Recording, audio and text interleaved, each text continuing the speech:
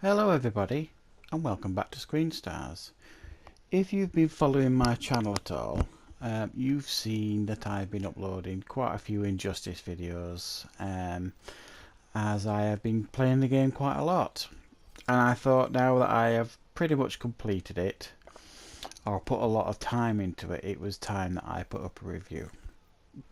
And for anybody that is waiting for the rest of the story mode, I'll be putting those up in the next few days.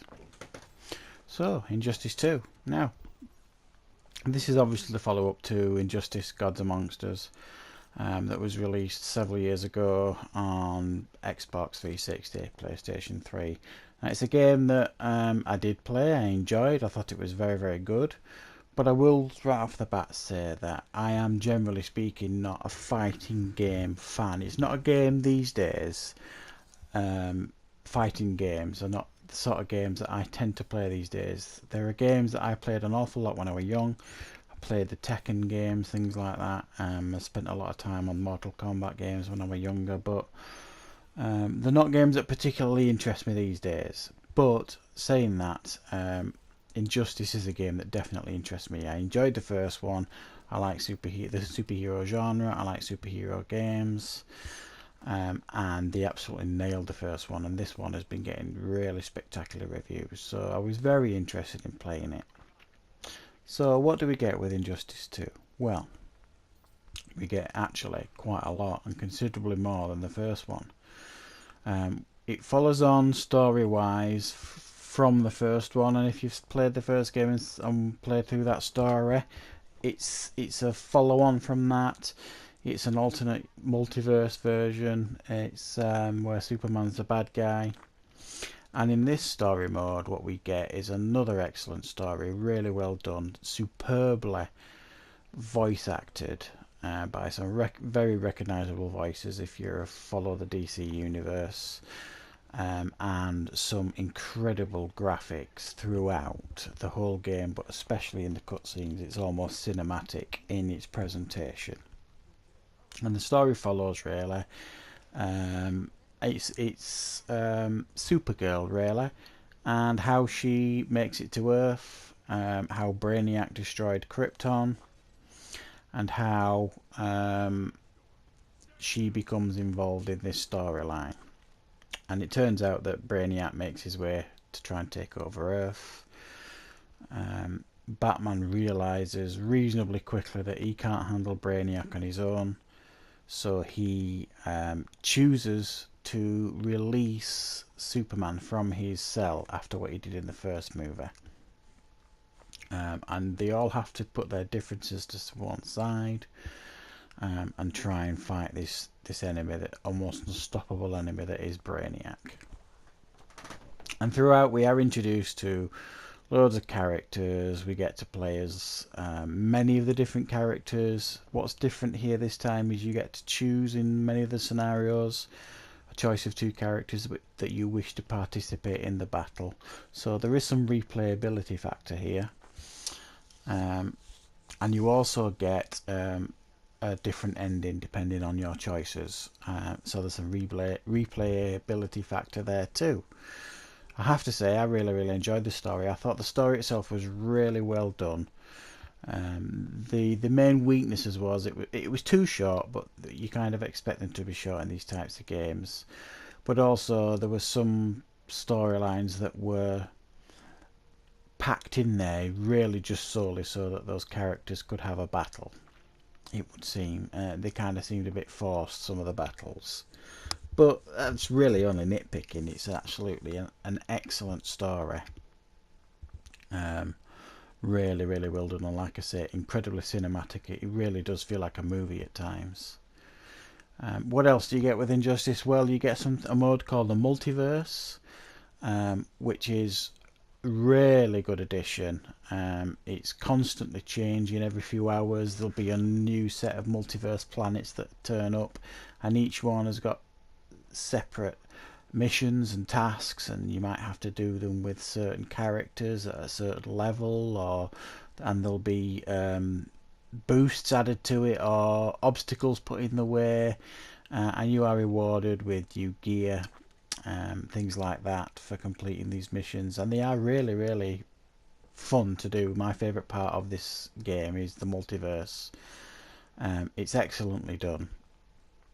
And like I say, it freshens up every few hours, even less than that, some of them. So it's constantly giving you fresh gameplay. Is this mode, and you've got the usual things there. You've got your multiplayer modes where you're playing online, fighting everybody else, which is perfectly fine. Some of the issues that I do have with this game is microtransactions.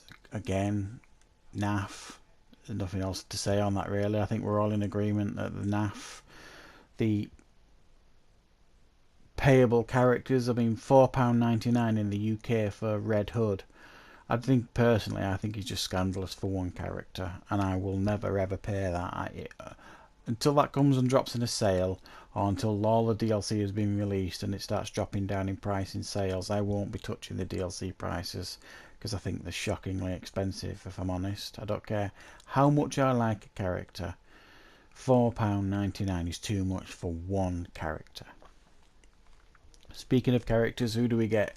Well, you get the usual crew. You got your Batman, Superman, Cyborg, Green Lantern, Wonder Woman, Harley Quinn, Supergirl, Brainiac, Swamp Thing. We get new ones like Swamp Thing, we've got Catwoman in here, Cheetah, Gorilla Grodd, Green Arrow, Black Canary, Captain Cold. I mean, there's a huge, impressive list. Now, I'm not really 100% sure who the DLC characters are going to be, but there are some omissions here that I think really needed to be in there. People like Doomsday and General Zod and people like that. And I would rather any day of the week see Doomsday than Cheetah or General Zod than Captain Cold. I mean, I think some of the character choices were a bit bizarre, but it's a minor gripe, I suppose, that.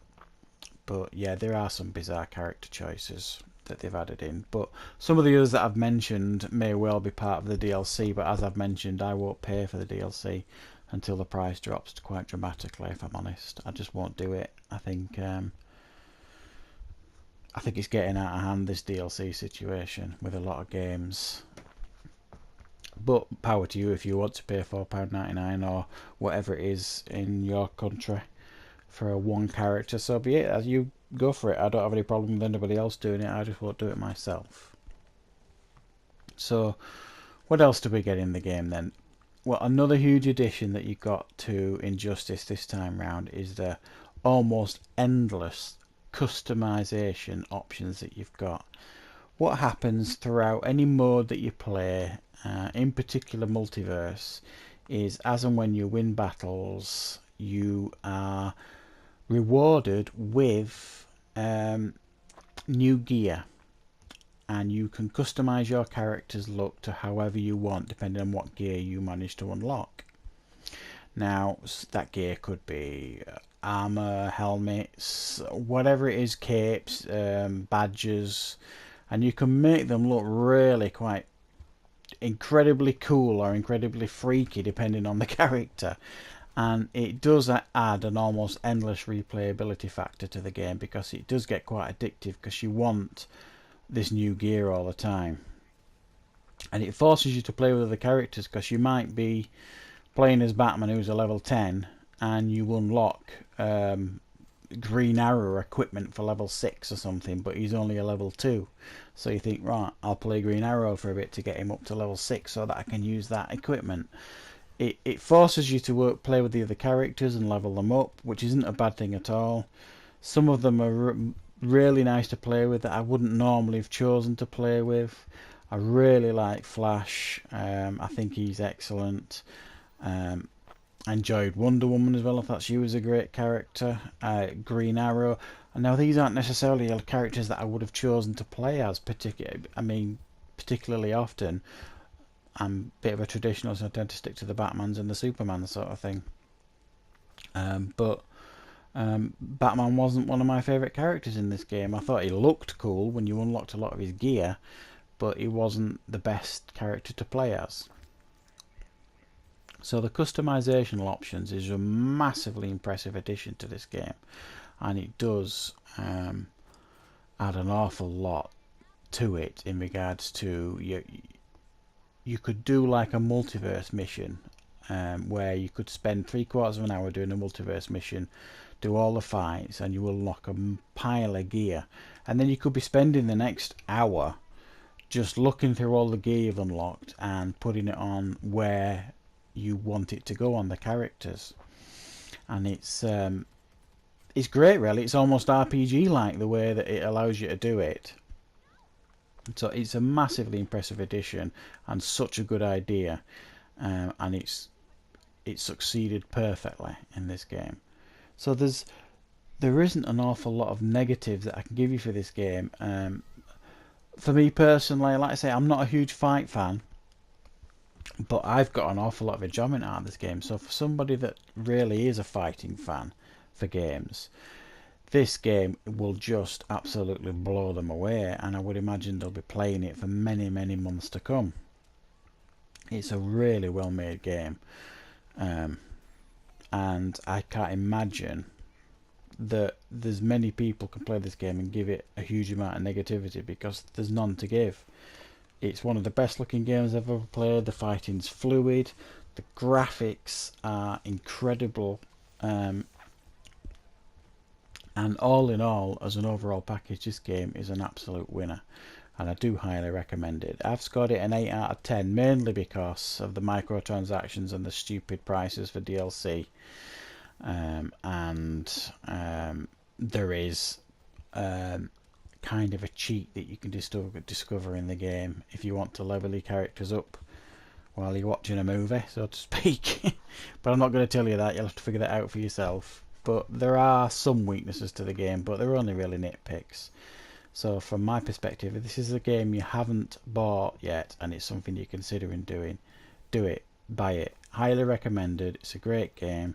I've had a lot of fun with it, and I'm looking forward to playing more. So thank you very much for watching this review. If you have enjoyed it or found it useful in any way, please consider subscribing to the channel. And thank you very much for watching.